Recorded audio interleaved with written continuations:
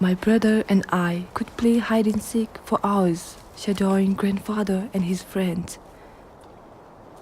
It was our game, to follow and not to be seen.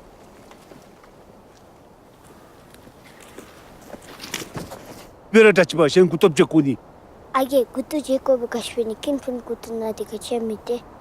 Чиготана качи денга чигото токога. Arrows of the Thunder Dragon is the second film in this week's bundle that was made by Australians but set and shot in an Asian country and tells a story of that country and its people. In this case, the country is Bhutan, located in the eastern Himalayas.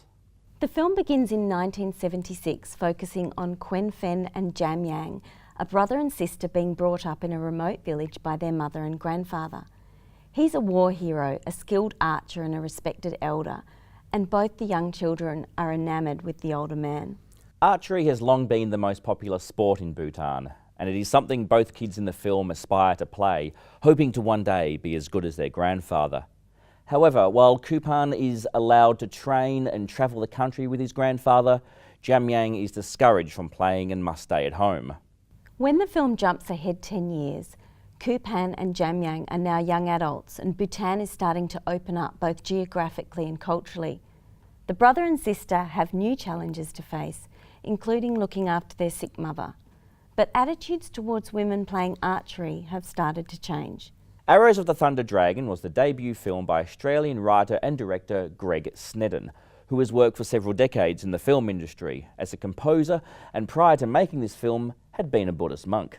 Snedden self-financed the film. He shot it on location in Bhutan and employed local non-professional actors to play the characters and received blessings from the High Lama.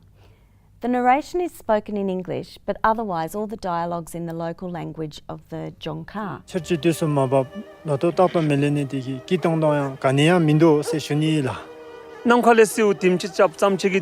Versions of the film began screening in 2013, but it is this final 2015 cut of the film that was submitted to the 2016 Academy Awards as the Australian entry for the Best Foreign Language Film. While Bhutan does make its own films, there aren't that many, and it's fascinating to see this country and its people from a Western perspective.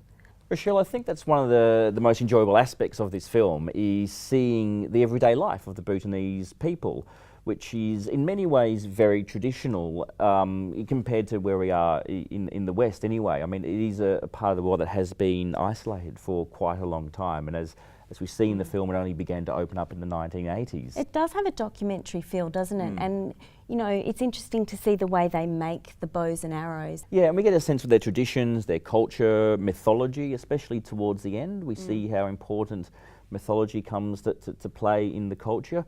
And also just how dominant archery is. Yeah. And I believe it was the Bhutanese women's archery team that actually has had, sort of over the last decade or so, considerable success and acclaim. It's still a really enjoyable look at this region. I mean, the Himalayas are just gorgeous. It looks gorgeous. It really does look stunning and very much worth seeing just for that alone.